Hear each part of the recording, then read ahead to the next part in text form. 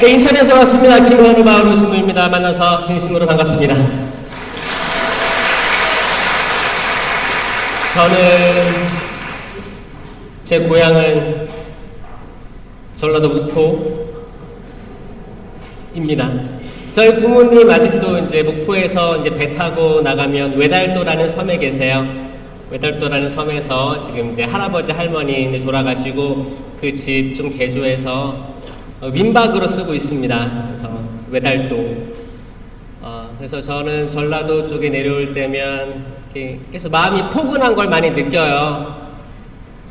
2살까지 살다가 서울로 올라갔어요. 서울로 올라가가지고 살다가 또 인천에 정착해서 저는 지금 인천교구 신부입니다.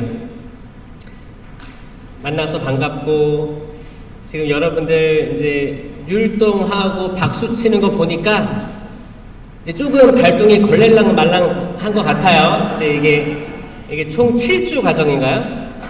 7주죠? 그러니까 서서히 여러분들의 좀 닫혀있는 마음들, 경직된 모습들이 조금씩 바뀌어 갈 거예요. 처음이니까 어색할 수 있어요. 처음이니까 어색해서 경직될 수 있어요. 박수 치라고 하면, 율동하라고 하면 쭈뼛쭈뼛 할 수도 있어요. 그러다가 이제 점점 바뀌어 가는 걸 느낄 겁니다. 오죽했으면 이스라엘 백성들이 광야에서 40년 동안을 종살이에서 탈출해가지고 길을 걷죠. 항상 불평했습니다. 불평했어요. 아유, 이집트에 있었더라면 고기도 먹고, 고기 냄비가 그립다. 그리고 물도 원 없이 마실 수 있었는데 이 광야에 와서 이게 무슨 고생이냐. 물도 없고 먹을 것도 없다 그랬잖아요. 그러니까 예수님께서 뭐라고 하세요? 하느님께서 이 목이 뻣뻣한 백성들이라고 하는, 목이 뻣뻣한 백성들이에요. 자, 목 한번 풀어보세요. 이게 목을 한번 돌려보세요. 이 스트레칭이 부족한 시대입니다. 팔도 쭉 펴보세요. 괜찮아. 우리 앞에 친구들 팔 좀 펴보세요. 쭉 기지개 펴봐요. 기지개. 괜찮아. 이렇게 풀어봐요. 괜찮아. 잘했어요. 좀 돌려보시고 허리 좀 풀어보시고. 왜 천주교 신자들은 성당에만 오면 꾸부정하고 그냥 경직되고 벌벌벌 죄 많은 사람들처럼 그런가? 저는 이게 경직된 사람들이라고 생각하는 거예요. 이미 우리 죄는 용서받았습니다. 여러분들 고해성사 잘 하시죠? 판공성사 하시잖아요. 신앙생활 하시잖아요. 매번 성당 오시면 영성체 하시잖아요. 예수 그리스도를 우리가 영한단 말이에요.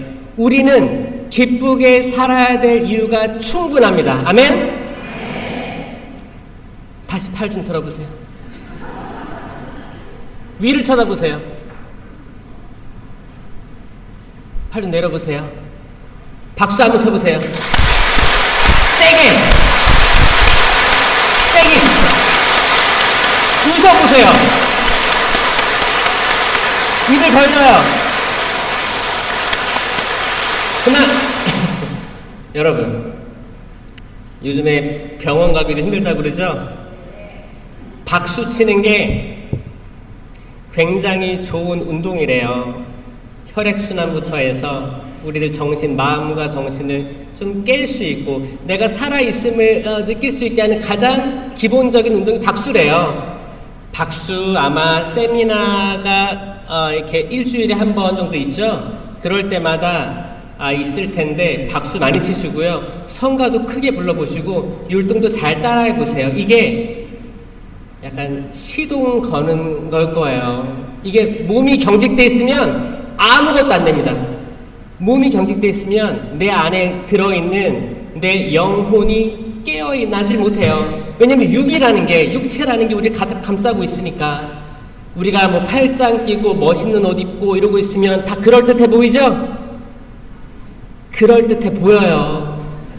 근데 하느님이 보실 때는 그 마음을 보신단 말이에요. 그 마음, 겉으로 보여지는 거 말고 여러분 속마음을 정확히 꿰뚫어 보십니다. 그거 다 하느님 앞에서 감추어질 수 없어요. 성령 세미나는 그 안에 있는 걸 이끌어내는 작용입니다. 아주 중요한 프로그램이에요.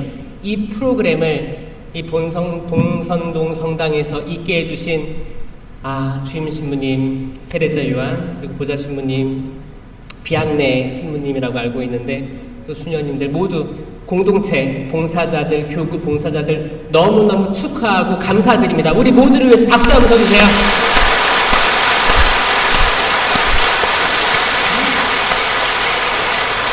저는 이제 이 강의를 하고 갈 거지만 몇 주 후에 여러분들의 변화될 모습을 상상하니까 벌써 기쁩니다. 믿으시면 아멘 하는 거예요. 아멘? 입을 벌려서 아멘 하는 거예요. 아멘? 왜 입을 벌리느냐? 우리는 진짜 경직되어 있다니까요. 만약에 이제 우리가 미사 때 항상 주님께서 여러분과 함께 하면 또한 사제 영과 함께 하죠.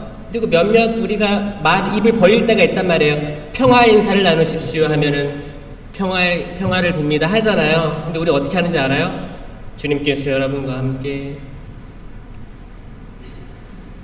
입을 벌리는 사람도 있는데 많은 사람들이 속으로 해요. 평화 인사 어떻게 하는지 알아요? 평화 인사를 나누십시오.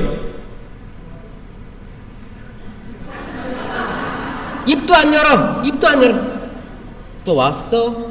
근데 우리는 항상 성당에 같은 자리에 앉는단 말이에요. 맨날 그 사람이 있으면 왔어.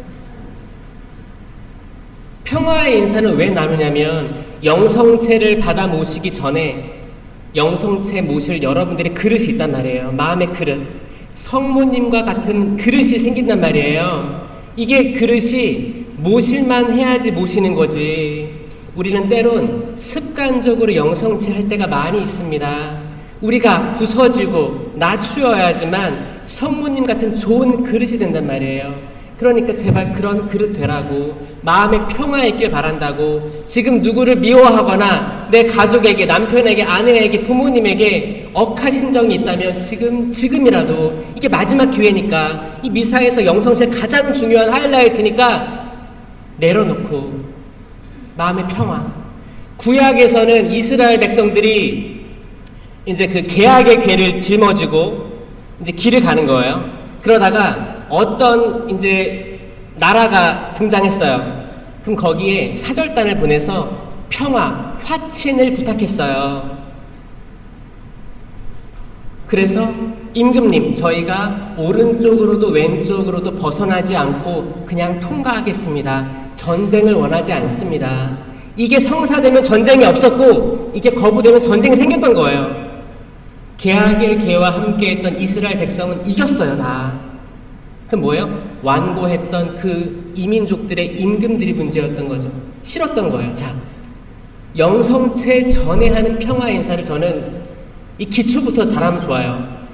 정말 당신의 마음에 평화가 있기를 바랍니다. 지금 어떤 사정인지는 모르지만 어떤 집안의 문제들이나 어떤 마음의 불편함들이 있을지 모르지만 영성체 전이니까 평화를 빕니다. 어떻게? 웃으면서 이것부터 시작하시면 좋을 것 같아요. 왜냐? 미사 때 아주 중요한 그 포인트 하이라이트는 영성체, 주님의 몸을 모시는 일이기 때문이에요. 여러분들 백인대장의 기도를 하잖아요. 주님, 제가 당신을 모시기에, 저의 집에 모시기에 부족하오나 한 말씀 안 하셔서 그 종이 나을 거를 이렇게 기도를 표현한단 말이에요. 뭐야? 여러분 집에 모시는 거예요. 여러분 그릇에 모시는데 합당치 않습니다. 당연히 합당치 않지. 누가 합당하겠습니까? 근데 그분의 자비는 엄청나신 거예요. 그러니까 서로 도와주는 거예요. 평화 인사 한번 나눠볼까요? 평화의 인사를 나누십시오. 서로 해보세요. 웃어보세요. 평화를 빕니다. 정말 이 마음에 아주 이 마음 찌꺼기들 다 없어져라고 기도하시는 거예요. 여러분들 성당 들어올 때 성수가 있죠. 성수 찍고 뭐라고 기도해요? 주님이 성수로 저희 죄를 씻으시고. 이 죄는 뭘까요? 저의 죄. 대죄예요? 대죄? 대죄는 고해성사로만 없어집니다. 대죄가 아니에요. 잡다한 죄예요. 소죄 얘기하는 거, 소죄. 이 죄를 씻으시고 마귀를 쫓으시며, 이건 구마입니다. 작은 구마예요. 소구마예요. 소구마. 대구마가 있고 소구마가 있어요. 대구마는 교구에서 이제 주교님께서 임명하신 어떤 구마 사제를 통해서 하시는 거고, 소구마, 자잘한 구마들을 우리가 항상 하고 있어요. 성수 찍고 기도하시는 거예요. 왜냐면 얼룩덜룩 붙어 있어요. 우리 몸에. 우리 영혼에 붙어 있는 거예요. 털어내야 돼요. 성당 들어올 때 그 어떤 불편함들, 내가 오늘 누구와 말다툼이 있었어, 기분이 나빴어, 그런 것들 다 주님 거룩한 성전에 오니까 저 제발 분심, 잡념 없애달라고 털고 온 거예요. 마귀를 쫓으시며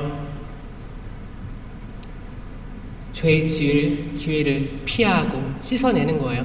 이 기도를 하고 성당 들어오는 거예요. 그리고 기도하시고, 또 여러분들을 위해 기도하시지만 자녀들, 가족들, 인류, 모든 이를 위해서, 하느님께서 창조하신 모든 만물을 위해서 기도하시는 거예요. 여러분, 지난주 강의 때 하느님 사랑에 대해서 배웠죠? 하느님 사랑은 무한하시죠? 엄청나시죠? 그 중에서 나오는 게 뭐였어요? 강의 때? 오늘 처음 왔어요? 지난주 나는 뭐 기억나는 거 있어요? 하느님의 사랑은 무엇입니까? 했을 때 천지창조가 하느님의 사랑이에요. 하느님의 사랑을 가장 잘 드러낸 게 천지창조예요. 천지창조 잠깐 얘기해드리면, 여러분, 천지창조 7일 동안 창조하셨다는데 이 7일 동안 어떤 순서로 만들어졌는지 기억나는 사람 있어요? 나는 이걸 내 자녀들에게 지금이라도 알려줄 수 있다. 책을 안 보고 알려줄 수 있다. 있어요? 있으면 업어드리려고. 천주교 신자가 이거 진짜 약해요. 기억하는 게 약하더라고. 드라마를 보면 주인공의 사돈의 팔촌의 아이돌 그룹 이름 다 외우면서 이 7일 창조를 못 외우는 분들이 많습니다, 여러분. 자, 봐요. 마지막 날 어떻게 하셨어요? 쉬셨죠? 그러니까 6일만 외우면 돼요, 사실. 쉬셨어요. 그럼 6일 중에 이 6을 반으로 잘라요. 그럼 3일 남잖아요. 그럼 앞에 3일은 장소를 만드십니다. 장소예요. 나머지 3일은 그 장소에다가 하나하나 심으시는 거예요. 이건 제가 수백 번, 수만 번 고민하고 깨달은 거예요. 이거를 사실 1, 2, 3, 4, 5, 6 하면 순서가 뒤죽박죽이거든요. 어려워요. 이해되지 않습니다. 근데 반 잘라보세요. 자, 첫째 날 뭐예요? 빛이 있어라. 빛이 있어랍니다. 빛은 뭐예요? 태양빛인가요? 무슨 빛을 창조하셨을까요?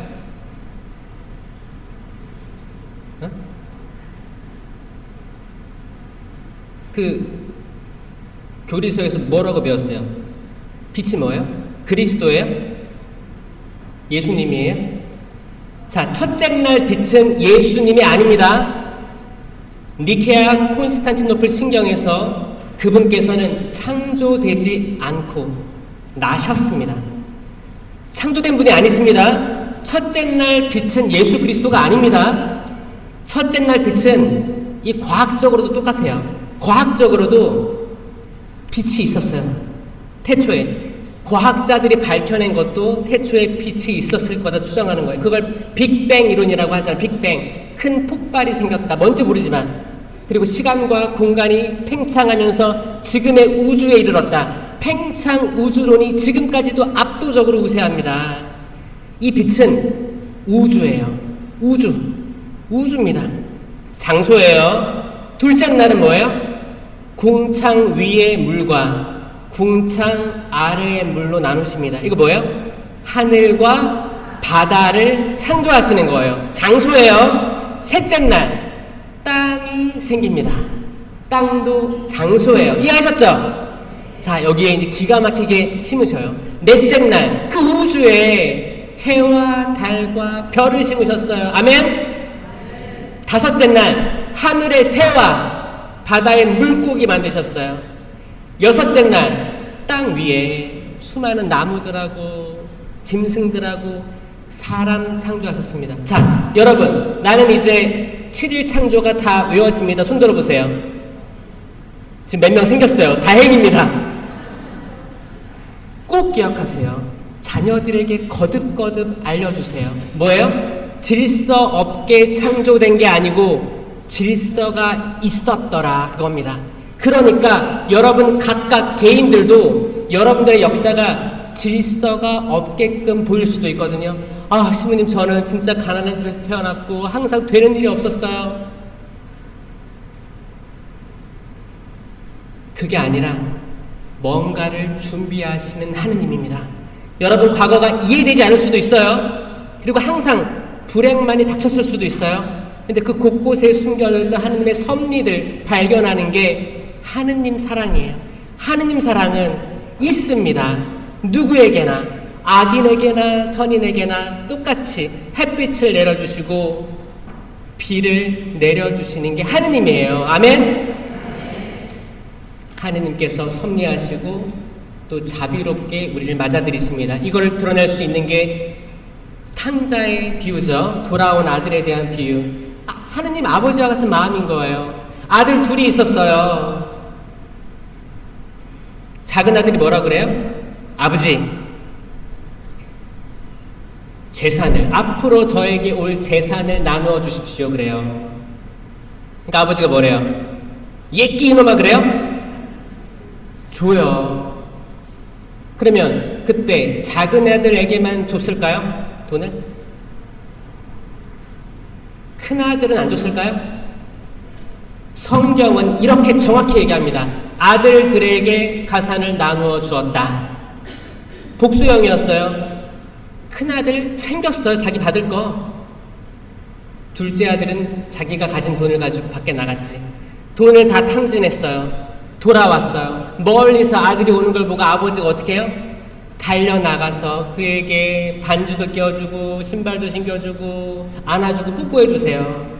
이 말은 뭐예요? 그때 막내가 그랬겠어요? 전화해서 아버지, 저 들어가겠습니다. 몇 시 몇 분에 도착할 것 같아요. 지금 내비게이션 쳐보니까 도착 시간이 그래요. 그랬겠어요? 전화기가 어딨어요? 카톡으로 했겠어요? 카톡이 어딨어? 그냥 작은 아들은 그렇게 돌아온 거고, 어떻게 좀 멀리서부터 오는 아들을 보고 아버지가 달려나갈 수 있겠어요? 그 길을 항상 눈여겨보신 거예요. 그 길을 계속 나가서 보신 겁니다. 오늘은 올까? 오늘은 올까? 그게 하느님 사랑이에요. 하느님 사랑. 오늘은 이제 예수 그리스도에 대해서 배웁니다. 이거는 천주교, 그리고 이슬람교, 유대교와 구분 짓는 아주 중요한 부분이에요. 여러분, 삼위일체를 믿습니까? 우리 항상 성부와 성자와 성령의 이름으로 아멘 하잖아요. 이게 삼위일체를 증거하는 거거든요. 삼위일체 증거 잘 하세요? 식사하러 가서, 외식하러 가서 식사전기도 잘 하세요? 십자가 잘 그으세요? 아니면은 눈에 보이지도 않게 그으세요? 아니면 배꼽에다가 조그맣게 십자가 그으세요? 아니면 속으로 그냥 하세요? 이거는 가톨릭을 증거하는 아주 중요한 선교 수단이자 여러분들의 기도의 신앙의 핵심이에요. 천주교의 4대 교리가 있습니다. 천주 존재가 있어요. 그러니까 하느님에 대한 존재, 신에 대한 존재가 있고, 두 번째가 뭐예요? 강생구속입니다. 이건 예수 그리스도께서 어떻게 세상에 오셨는지를 얘기하는 거예요. 그러니까 예수 그리스도를 믿는 거예요. 세 번째가 뭐예요? 삼위일체예요. 삼위일체. 네 번째는 뭐예요? 상선벌악입니다. 천주교의 아주 기본적인 4대 교리입니다. 삼위일체는 이 중에 핵심이죠. 삼위일체. 하느님 아버지와 예수님, 성령은 한 분 하느님이신데 세 위격을 가지고 계시다. 나누어 줄 수 없고 분리될 수도 없어요. 이거를 아주 잘 이해하셔야 되는데, 왜냐하면 이게 핵심이에요, 여러분. 여러분, 아버지와 나는 하나다. 예수님께서 계속 아버지 하느님과 아들 예수에 대한 일치성을 계속 얘기하셨어요. 기억나시죠? 이거를 반대하는 게 이슬람이에요. 유대교도 그렇고. 계속. 왜? 아직 메시아가 오지 않은 거예요. 그들이 볼 때는 예수님은 그냥 예언자, 한 분의 예언자, 좋게 살다가 가신 분, 많은 영감을 주고 가신 분으로 받아들일 뿐이지 하느님 그 자체로서 받아들이지 않습니다. 맞죠? 근데 우리는 예수님을 곧 하느님이라고 고백하는 게 천주교예요. 맞죠? 이거는 개신교, 천주교 마찬가지입니다. 그리고 성령은 성령 강림 대축일, 예수님께 승천하시고 협조자 성령을 보내주시니까 이 성령을 받은 이들이 뭔가 달라졌어요. 그 전까지는 두려움에 떨었어요. 죽음에 대한 두려움, 사람들이 어떻게 볼까에 대한 두려움, 예수님의 제자였다는 것에 대한 두려움이 있었어요. 성령 강림을 받고 불혀와 같은 모양으로 성령을 받고 이들은 이상한 언어를 하기 시작했습니다. 희한하게도 이 이상한 언어 기도를 하면서 이들은 끊임없는 기쁨을 느꼈어요. 그리고 자신감을 느꼈어요. 뭔가 확신을 느꼈습니다. 두려움이 없어졌어요. 이들은 담대하게 예수님은 그리스도이시라고 선포하면서 나갔습니다. 문을 열고 나가니까 안에 문 밖에 안진뱅이가 있었습니다. 안진뱅이가 구걸했어요. 돈 달라고. 그때 사도들이 뭐라고 해요? 베드로 사도가 나는 은도 금도 가진 것이 없습니다. 하지만 나자렛 사람 예수 그리스도의 이름으로 말합니다. 일어나 걸으십시오. 그러니까 그 안진뱅이가 어떻게 했어요? 일어나 걸었습니다. 수많은 기적들이 발생했고 이게 초기 그리스도교 사도행전 시대의 이야기였어요. 그러면 그 모든 것들이 과거에 국한되었냐? 그게 아니라는 겁니다. 여러분 믿으세요? 예수님께서 요한복음 16장 17절에 말씀하신, 이건 예수님께서 직접 말씀하신 거기 때문에 공적 계시입니다. 성경은 공적 계시예요. 나를 믿는 이들에게는 이러한 표징이 따를 터인데 내 이름으로 마귀들을 쫓아내고 이상한 언어로 말도 하고 뱀을 쥐거나 독을 마셔도 아무런 해도 입지 않을 것이며 병자에게 손을 얹으면 병이 나을 것이다. 아멘? 여러분 이 말씀 믿습니까? 우리 믿음 안에서 이게 예수 그리스도의 말씀임을 받아들입니까?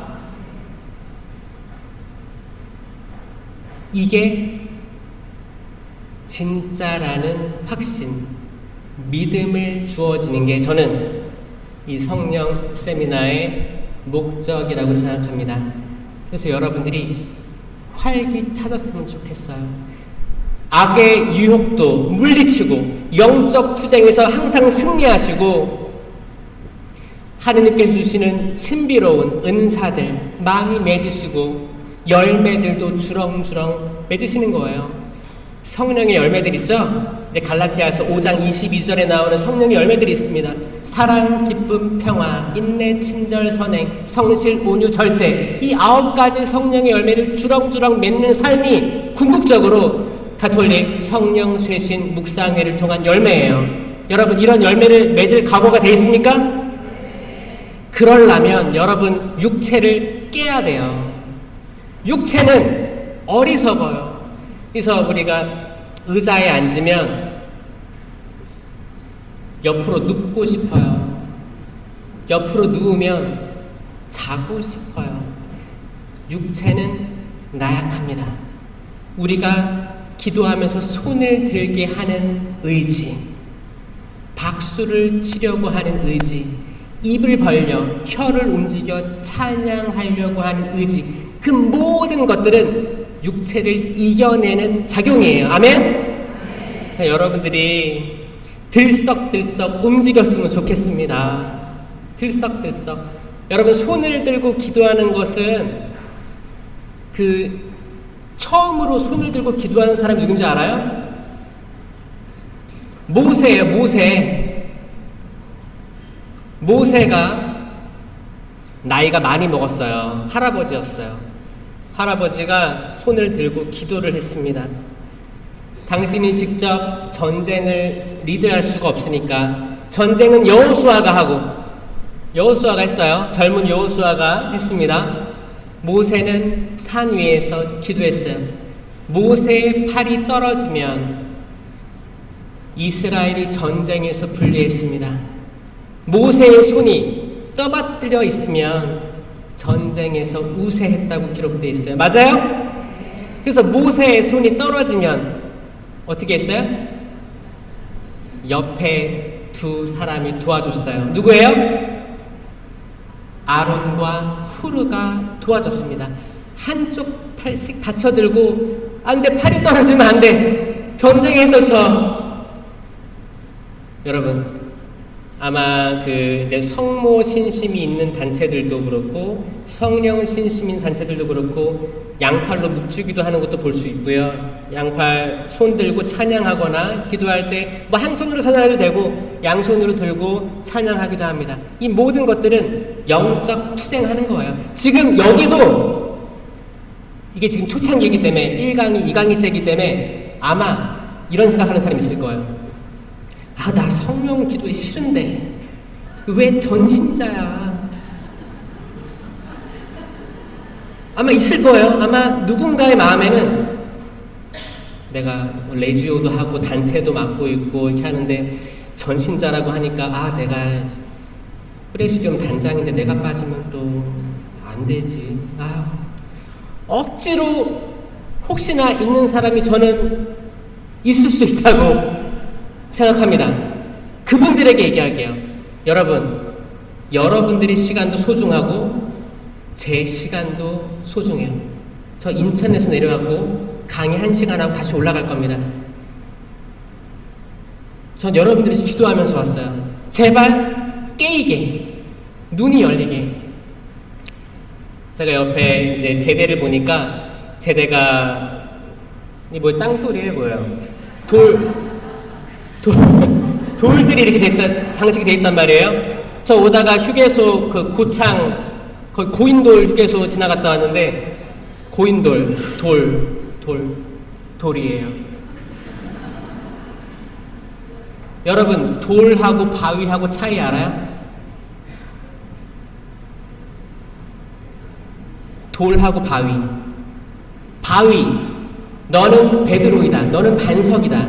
이 피터, 페트라, 이 페트라에서 나온 건데 이거는 암석이에요. 그냥 바닷가에 있는 절벽 같은 그 아예 산처럼 딱 우두커니 있는 돌이에요. 돌, 절벽이에요. 절벽 막 이렇게 딱 박혀있어요. 이걸 못 끄집어내요. 못 굴려요. 이게 바위예요. 그러면 돌멩이는 뭐예요? 스톤이에요. 굴러가는 게 돌이에요. rock, 바위는 고정되어 있고 굴러가는 건 돌멩이에요. 이 바위 위에 내 교회를 세울 터인데 라고 하잖아요. 움직이지 않는 바위가 교회, 가톨릭 교회고, 굴러가는 돌이 뭘까요?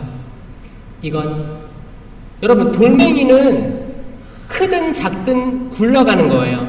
그러면 무덤을 막고 있던 돌은 돌멩이일까요? 바위일까요? 돌멩이였어요. 무덤을 막고 있던 돌이 이미 굴려져 있었다라는 거예요. 아멘? 부활신앙이 이래요. 우리 신앙이 이래요.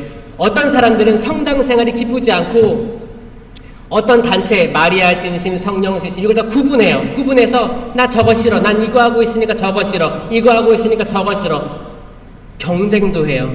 그런 게 아니고 모든 것들은 좋은 거예요. 가톨릭 교회의 모든 것들은 좋은 겁니다. 그런 선입견에서 벗어나세요. 눈이 가리워져 있는 거예요. 성령의 정배이신 성모님이잖아요. 뗄래야 뗄 수가 없는 분이에요. 마리아의 힘있는 정구를 들으시어 오소서라고 하잖아요. 성모님의 정배 성령입니다. 아멘. 그래서 성령 신심과 성모 신심은 서로 배치되는 게 아니고 도움을 주는 거예요. 성모님이 있던 다락방에서 성령이 오셨어요. 아멘? 그러니까 저는 둘 다 하셨으면 좋겠어요. 풍요로워집니다. 여러분들의 삶이 풍요로워져요. 예수님이 하느님이신가? 이걸 가지고 초기 교회에서는 1세기, 2세기, 3세기경에 굉장한 논란이 있었습니다. 십자가에 달려계신 예수님? 저 그냥 인간 예수 아니야. 하느님은 아니야. 예수님의 신성을 부정한 게 아리우스 이단이었습니다. 아니, 예수님은 참 하느님이시면서 참 사람이셔. 이 신성, 인성이 확립되게 되는 게 니케아, 콘스탄티노플 신경이에요. 3세기경에.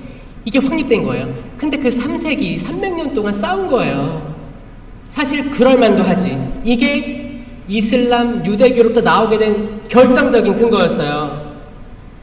그러니까 하느님뿐이신 하느님이잖아요. 아니, 유일신 하느님을 섬기는데 그럼 예수란 사람은 뭐냐 이거였단 말이에요. 예수님은 참 하느님이시면서 육체를 가지고 내려오신 참 사람이다. 실제 사람이었다. 이게 그 고백의 핵심이었던 거예요. 믿으세요? 이게 우리가 예비자비를 했었어도 이게 잘 안 다가올 때가 있단 말이에요. 이건 성경 말씀에 근거해서 아버지와 나는 하나다. 그럼 성령은 누구이신가? 성령도 한 분 하느님이시다. 한 분 하느님이시다. 그런데 이게 세 분이면서 한 분이래. 한 분이면서 세 분이래. 이거를 이해하려면 우리가 살고 있는 이 시간이 제한되어 있는 우리에게는 이해될 수 없습니다. 여러분들 생일 기억하세요? 여러분들의 생일은 몇 월 며칠이에요? 하나, 둘, 셋. 여러분들 장난날은 몇 월 며칠이에요? 하나, 둘, 셋. 여러분 장래는 모르지. 아직 몰라요. 근데 확실한 건 여러분들은 영원히 살 게 아니란 말이에요. 저도 그렇고 우린 태어난 날은 알고 있습니다. 기가 막히게. 근데 살다가 어느 순간에 하느님 나라 가겠죠. 이걸 유한하다고 하는 거예요. 유한합니다. 우리는 유한해요. 하느님은 무한하십니다. 이해되세요? 그 천사는 무한한 거예요. 악마는 무한한 영의 세계를 다니는 거예요. 영의 세계예요. 인간은 유한해요. 시편에 천사들보다는 못하게 만드셨어도 라고 하죠. 인간을. 천사보다 못한 게 뭐예요? 우리는 시간 제한이 있는 거예요. 그런데 이게 사실 은총이었습니다. 왜 은총이냐? 우리가 유한하기 때문에 우리 죄도 유한합니다. 우리가 어제 죄를 지었으면 오늘 고해성사로 용서받을 수 있습니다. 아멘? 우리 죄가 영원하지 않아요. 이게 축복인 거예요. 신분이 아니에요. 이왕 인간 만들 거면 영원히 살게 하죠. 아니요. 잘 보세요. 천사가 한 번의 등돌림, 하느님을 거부한 그 사건, 천사는 영원하기 때문에 한 번의 자유의지의 결정은 영원합니다. 죄가 영원한 거예요. 그게 악마예요. 이 악마는 다시 마음을 돌릴 가능성이 없습니다. 영원히 반대 방향으로 걸어가고 있는 거예요. 하지만 인간은 오늘 이렇게 가다가 등 돌렸어. 그래도 마음을 돌려 회개할 수 있는 가능성이 있기 때문에 인간은 하느님의 사랑의 결과물이에요. 아멘? 여러분들의 죄가 영원하지 않아요. 그러니까 주눅 들고 살지 말아요. 기쁘게 사세요. 신앙생활을 할 거면 기쁘게 하세요. 기쁘게 봉사하시고 기쁘게 찬양하시고 그 기쁘게 말씀도 듣고 준비가 된 상태에서 기쁘게 그릇을 빚어요. 그 그릇에 그리스도의 성체가 담기는 거예요. 믿겨지세요? 이게 미사 때 충실히 따라온 사람들이 영성체하는 거랑 그냥 습관적으로 왔다 갔다 하고 맨 뒤에 앉아있다가 조용히 나가야지. 신부님 강복도 하기 전에 나가. 왜? 마주볼 것 같으니까. 신부님 인사하기 전에 나가는 사람도 있어요. 뭔가 이상하지 않아요? 기쁘지가 않은 거예요.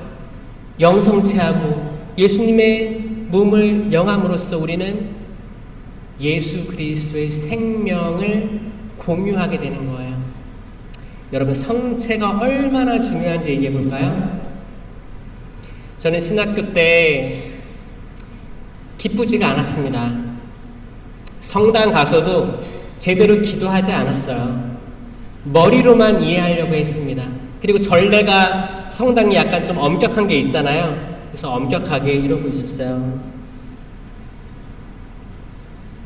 제가 신학교 때 성령 세미나를 하고 하느님을 체험했어요. 하느님을 체험하지 않았던 과거가 있었고 하느님을 알게 되고 변화된 제가 있었어요. 저는 알아요. 하느님을 개인적으로 만난 사람들이 천주교에 많아져야 됩니다. 군중이 되면 안 되고 개인이 돼야 돼요. 군중이 뭐냐? 우르르 몰려다니는 사람들이거든요. 성지순례회 때 우르르르르, 우리 연차 친목회 때 우르르르르. 잘 몰라. 근데 십계명도 몰라. 하느님 말씀이 뭔지 몰라. 근데 내가 어떤 공동체에 속하고 싶으니까 그러면 내가 마치 남들처럼 신앙이 우월한 줄 알고. 아니에요. 성경에 많은 군중들이 있습니다. 항상 예수님 밀치고 다녔어요. 밀쳤습니다. 그런데 기적이 일어나지 않았어요. 기적이 있던 곳은 12년 동안 하혈한 여인이 그 군중을 비집고 나와가지고 결국 옷자락에 손을 댄 여인이 나왔고, 그 군중을 가로질러서 나무에 올라갔던 자케오가 예수님 만났습니다. 우린 개인으로 만나지 않으면 우리 신앙이 뜨뜻미지근해져요. 나는 신앙이 뜨겁다. 손 들어보십시오. 나는 신앙이 차갑습니다. 손 들어보십시오. 나는 신앙이 뜨뜻미지근한지 손 들어보세요. 잘 보세요. 너희가 뜨겁거나 차갑거나 했더라면 얼마나 좋았을까. 너희가 뜨뜻미지근하니 뭐? 뱉어버리겠다. 뱉어버리겠다라고 했어요. 그러면 우리한테 남은 건 뭐예요? 뜨겁거나 차갑거나예요. 어떤 분들 차갑다고 손들었어요. 왜 차가운 것 같아요? 신부님, 저는 성모신심이기 때문에 차갑습니다. 이런 사람 있어요 혹시? 차갑다는 거는 성모신심이 아닙니다. 차가운 건 하느님을 모르는 이들이에요. 차라리 하느님 모르는 이들은 하느님을 알게 될 가능성이 열려 있는 거예요. 그러니까 다행이에요. 다행이에요. 뜨거운 건 뭐예요? 성령으로, 협조자이신 성령으로 불타오르는 이들을 이야기합니다. 아멘? 여러분, 그렇게 되고 싶으세요? 전 됐으면 좋겠어요. 제가 신학교 때 정말 뜨뜻미지근했거든요. 이것도 저것도 아니었어요. 신심이 없었어요. 성체를 백날 영해도 성체가 어떻게 활동하시는지 전혀 감이 안 잡혔어요. 그냥 다들 무릎 꿇고 있으니까 무릎도 꿇고, 뭘까? 1시간 동안 성시간을 해. 저게 어떻게 예수님의 진짜 실체 변화된 몸일까? 졸기도 하고, 성무일도 하다가 성물 날아가기도 하고, 기도하다가 잠들고, 묵주기도 하다가 그냥 그 보석으로 묵주기도 5단 하세요 했는데 한 1단만 받치고 던져버리고. 뜨겁다는 것은 불타는 거예요. 까만 재는 바닥에 떨어지고 불타서 연기처럼, 분향 제사처럼 하늘에 올라가는 거예요. 저는 이 대한민국에, 특히 이제 봉선동 성당 모든 교우들이 이 세미나가 끝날 때쯤에 여러분들의 모든 것들이 불타서 연기가 하늘로 올라가서 마치 이스라엘 백성이 광야를 걸을 때 생겼던 구름 기둥처럼 하늘로 맞닿길 바랍니다. 여러분들의 의지와 바람들이 하늘에 닿길 바랍니다. 기쁘게 뜨겁게 살길 바라요. 왜냐? 우리가 언제 하느님께 갈지 몰라요. 언제 갈지 모릅니다. 그 누가 자신이 있어서 내가 10년 계획을 짜야겠다. 곡간을 늘려 모든 곡식들을 거두어야겠다. 어리석은이야. 오늘 밤 내 목숨을 가져갈 것이다. 그러면 너가 아껴두었던 그 재산들은 어떻게 되겠느냐 얘기하시잖아요. 오늘을 살아야 돼요. 오늘을 살고 내일 걱정하지 마세요. 내일 걱정은 내일이 할 거예요. 오늘로써 오늘 수고로 이미 충분합니다. 오늘을 살아가셨으면 좋겠어요. 오늘 용서하시고요. 사랑하는 내 아내, 내 남편에게 오늘 따뜻한 말 한마디 더 했으면 좋겠습니다. 아멘? 내 자녀들에게 사랑한다 말 한마디 더 했으면 좋겠습니다. 집에 갔는데 아들이 문도 안 열어놓고 게임만 밤새도록 해. 그 엄마는 문 열고 뭐예요? 이놈의 새끼 그래요? 조용히 음료수라도 한 잔. 야, 마시면서 해.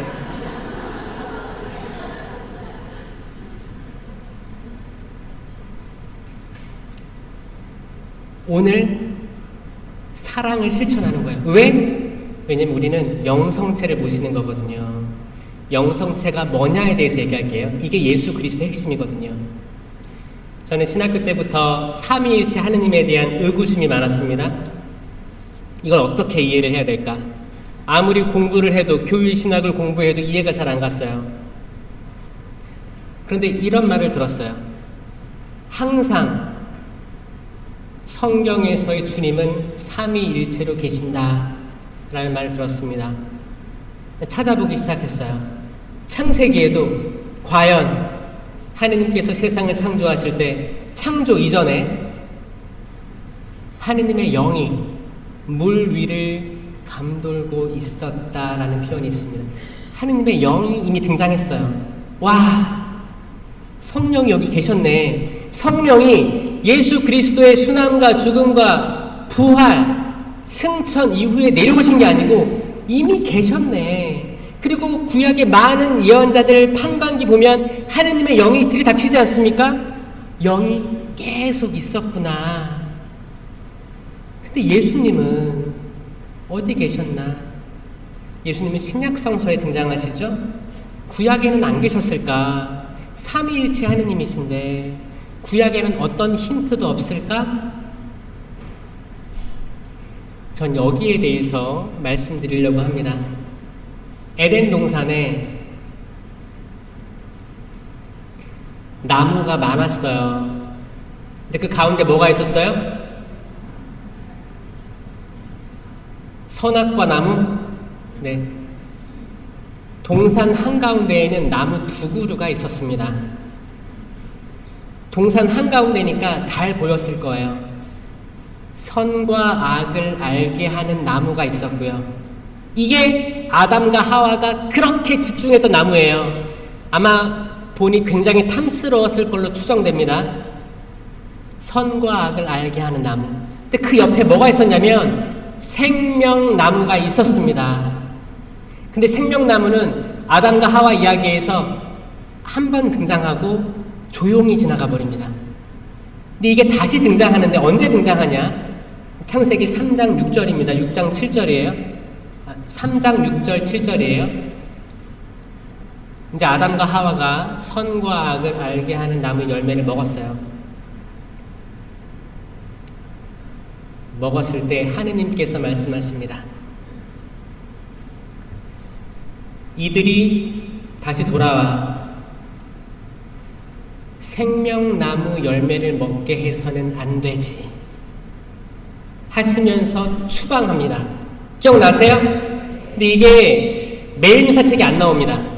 그러니까 매일미사책에 봐봐요 여러분들. 매일미사책 3년 동안 꾸준히 읽으면 성경의 모든 부분 다 읽는다고 하죠? 못 읽어요. 약간 과대 광고일 수 있어요. 성경은 통권으로 봐요. 통권. 통건으로 보지 않으면 누락된 게 엄청 많습니다. 매일미사에 나오는 창세기 이야기도 딱 가죽옷을 입혀주신 장면에서 끝나버려요. 그 뒤에가 빠져 있습니다. 그 뒤에 나오는 부분이에요. 이들이 다시 돌아와 생명나무 열매를 먹게 해서는 안 되지. 그리고 추방시킨 거예요. 그리고 인류는 떠돌이 생활을 합니다. 아브라함과 이삭과 야곱, 떠나라. 장차 너에게 보여줄 땅으로 떠나라. 그리고 이제 야곱의 12아들 중에 요셉이 팔려가잖아요. 실기 질투받아가 팔려가가지고 이집트에서 꿈풀이 해몽해가지고 재상의 자리까지 올라가고 이집트에서 번성하죠. 근데 파라오가 괴롭히니까 모세를 통해서 이집트를 탈출해서 광야를 떠돌다가 약속의 땅에 이르러서도 이제 판관기 예언서 지나가면서 어떻게 해요?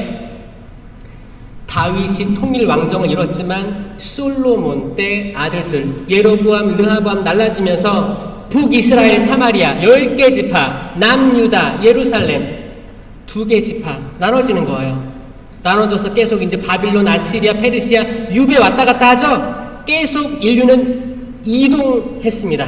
2주의 역사예요. 2주. 계속 외국인이었어요. 너희도 외국인이었으니까 외국인 잘해라. 이게 그 말 나온 거예요. 외국인의 역사였습니다. 계속 떠돌이에요. 그러다가 언제? 우린 다시 에덴으로 돌아가야 되는 거예요. 제가 호주에서 선교 생활을 10년간 했습니다. 호주에 있으면서 어려웠던 점이 많았는데 제가 한 번은 성체조배를 조용한 성당에 이렇게 들어가서 앉아 있었는데 그때 이제 거기 스테인드 글라스가 이렇게 멋있게 돼 있었어요. 그때 이제 해가 지면서 이 십자가에 해가 비치는데 동그랗게 보이더라고요. 성체처럼 동그랗게 십자가 중앙에 딱 보였어요. 전 그때 뭘 느꼈는지 알아요? 열매 같았어요. 열매처럼 보였어요. 이 동그란 그 형체가. 여러분, 과거에 십자가라는 말하고 나무라는 말하고 동의어였습니다.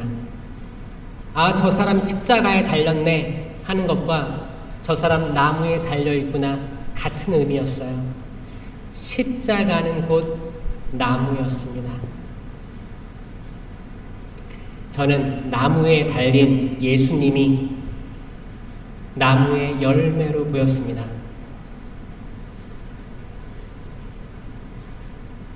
성경을 읽다 보니까 요한 묵시록에 이렇게 나옵니다. 요한 묵시록 2장 7절입니다. 내가 다시 생명나무 열매를 먹게 해주리라. 아멘.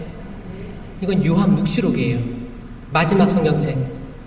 내가 다시 생명나무 열매를 먹게 해주리라 라고 되어 있습니다. 그리고 요한 묵시록 22장이 끝이거든요. 22장에 생명나무가 3번인가 2번인가 등장해요. 자기 겉옷을 깨끗이 빨아입는 이들은 행복하다. 그들은 다시 도성으로 돌아오는 고난을 얻고 생명나무 열매를 먹게 될 것이다. 이 생명나무 열매를 먹게 되는 거, 이게 요한 묵시록의 마지막입니다. 여러분, 어떤 논문이나 책을 봐도 핵심이 좀 이 이야기의 흐름이 서론하고 결론에 좀 있는 거 아세요?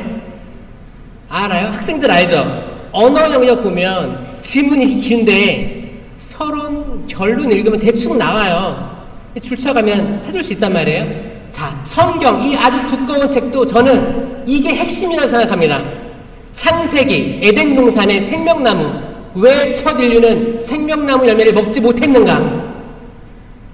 그리고 요한 묵시록 마지막 책에는 왜 다시 생명나무 열매를 먹게 될 것이라고 하셨는가? 예수님께서 요한복음 6장 35절에서 이렇게 얘기합니다. 내가 생명의 빵이다. 나는 길이요 진리요 생명이다. 나는 부활이요 생명이다. 예수님은 곧 생명이십니다. 아멘. 예수님은 곧 생명이십니다. 아멘. 따라해볼게요. 예수님은 곧 생명이십니다. 그게 성체로 오시는 거예요. 성체. 우리가 매일 미사 때 신부님이 그 성령 청원 기도를 하는 거예요. 미사 때 제병이 완전히 실체 변화돼서 예수님 그 자체로 변화하는 거예요. 예수님의 몸과 피, 영혼과 신성 그 자체로 머무시는 거예요. 근데 이게 눈이 가리워져 있으면 절대 안 보입니다. 마치 무덤을 막았던 큰 돌이 있었던 것처럼 부활한 예수님 못 봤어요. 이게 지금도 똑같아요. 지금 이 시대를 사는 모든 사람들 눈이 가리워져 있으면 안 보입니다. 그 부활하신 다음에 이제 엠마오로 2명의 제자가 걸어가고 있습니다. 털레털레. 아유, 예수님 돌아가셨네. 예수님이 짠 옆에 등장하셔가지고 같이 걸어봐요. 무슨 얘기를 그리 하느냐. 아니 지금 여기서 나오고 있으면서 그 얘기 못 들었어? 대박이었어. 많은 기적 베풀고 수많은 사람 배불리고 했던 분인데 결국 십자가에 돌아가셨다네. 그러니까 예수님께서 굼뜨다고 하잖아요. 근데 마침 해가 뉴역뉴역 져요. 그러니까 제자들이 뭐라고 했어요? 아유, 해가 졌네요. 저희와 함께 머무시죠. 예수님이 같이 머무십니다. 예수님께서 빵을 쪼개자 그들의 눈이 열려 그분을 알아봅니다. 아멘. 빵을 쪼갤 때 눈이 열립니다. 이건 부활이에요. 개인 부활 체험이에요. 부활이 무덤에 들어갔다가 일어나는 게 부활 체험이 아니고 눈이 열리는 겁니다. 보이지 않았던 예수 그리스도의 몸과 피, 영혼과 신성이 안 보였는데 그분의 현존이 안 느껴졌는데 느껴지게 되는 게 부활 체험입니다. 아멘? 이게 매번 미사 때마다 이루어지는 거예요. 이 엄청난 비밀을 우리는 그동안 어떻게 소비하고 있었나요? 준비되지 않은 상태에서 성체를 모셨나요? 이거를 알면 고해성사를 볼 수밖에 없어요. 내가 이렇게 죄가 많은 그릇인데 어떻게 아기 예수님 맞이하겠습니까? 그 마음이 드니까 고해성사로 달려갈 수밖에 없는 거예요. 자연스럽게 고해성사에 대한 신심도 우러나오게 되는 거예요. 뭐가? 예수 그리스도를 바로 알게 될 때 되는 겁니다. 아멘? 여러분, 이 세미나로 일단 여러분들의 눈이 열리길 바랍니다. 창세기에서는 아담과 하와의 눈이 열렸는데 선과 악을 알게 되는 눈이 열렸어요. 이건 심판의 눈이 열린 거예요. 심판. 그러니까 내 기준에서 이거는 악해, 이건 선해, 이거를 구분하게 되는 거예요. 여러분, 인간은 완전한 선과 악을 구별할 수 없습니다. 우리는 유한한 인간이에요.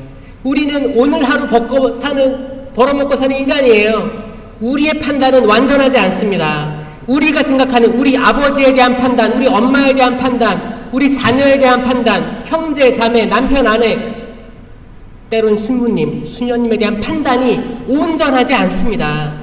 우리가 심판자의 위치에 올라갈 때 우리는 하느님의 자리에 올라가 있는 거예요.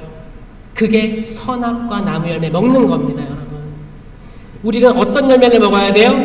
생명나무 열매를 먹어야 됩니다. 생명을 모셔야 돼요. 생명을 모시면 어떻게 해요?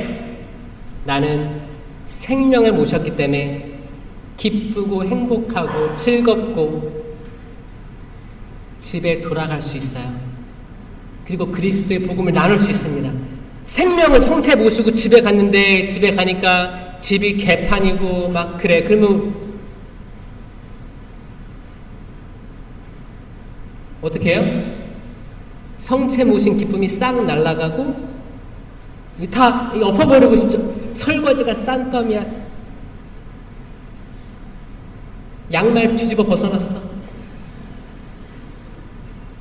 그게 아니고 생명을 모신 우리는 밖에 나가서 파견된 거잖아요. 파견돼서 생명을 나눠주는 존재가 돼야 되는데 그러지 못했단 그 과거가 그러지 못했다면 우리는 그 생명나무의 열매인 예수 그리스도 성체를 바로 인식하지 못했었다는 결론에 다다른 겁니다. 눈이 가리워져 있었기 때문에. 돌은 굴러가야 돼요. 돌은 굴러가라고 돌이에요. 스톤은 굴러가야 됩니다. 무덤을 왜 돌이 가로막고 있습니까? 이 돌을 치우는 것은 우리 육을 내려놓는 거예요. 육이라는 것은 우리를 포장시켜요. 단단하게, 그럴듯하게 포장시킵니다. 하느님은 그 안에 있는 걸 보시죠. 그분께 감춰질 수 있는 게 없어요. 그러니까 다 내려놓으시고 포기하는 거예요. 세미나가 진행되면서 많은 분들이 앞자리로서 나왔으면 좋겠어요. 왜냐? 뒷자리에 있는 사람들 심리가 뭔지 알아요? 아, 나는 뜨뜻미지근하니까 대충 듣고 가야겠다. 율동하면 율동하는 사람 앞에 눈 보이니까 마주치니까 나 좀 뒤에 있어야겠다. 빨리 집에 가야겠다. 성당의 제대 앞으로 많이 나오셨으면 좋겠어요. 이 제대가 얼마나 중요한 곳인지를 인식했으면 좋겠어요. 여러분들의 삶이 바뀔 겁니다. 아멘. 여러분들의 삶이 바뀔 거예요. 지금 병원 가기 어렵죠? 여러분, 성령께서 치유의 은사도 주시는데 많은 분들이 치유 받으셨으면 좋겠습니다. 영적으로, 내적으로, 육적으로 치유들이 일어나서 여러분들 트라우마, 마음의 상처들 이런 것들이 일단 날아가야지 이게 육체적 치유로도 와요. 내적인 치유가 있어야 기분도 좋아지고 혈액순환도 잘 되고 정신도 맑아지고 그래요. 이 전인적인 치유의 경험들도 있었으면 좋겠습니다.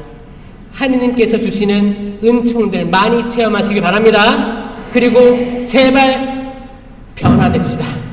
눈을 뜹시다. 자, 다 같이 저 따라하세요. 눈을 뜹시다. 옆에 사람에게 해볼게요. 시작. 눈을 뜹시다. 여러분, 온 존재적으로 막았던 큰 돌이 굴러가길 원합니다. 지금 제 시간은 1분이 남았는데 저 시계는 9시여서 아직 1분 남았죠? 네. 이제 다음 주 제가 예고를 해드리면 성령에 대해서, 은사에 대해서, 열매에 대해서 나옵니다. 이거 제가 한 번만 동작으로 알려드리고 끝낼게요. 우리 성령 칠은 받았어요. 성령 칠은 세례와 견진을 통해서 다 받았습니다. 성령 칠은 저 따라해보세요. 지혜.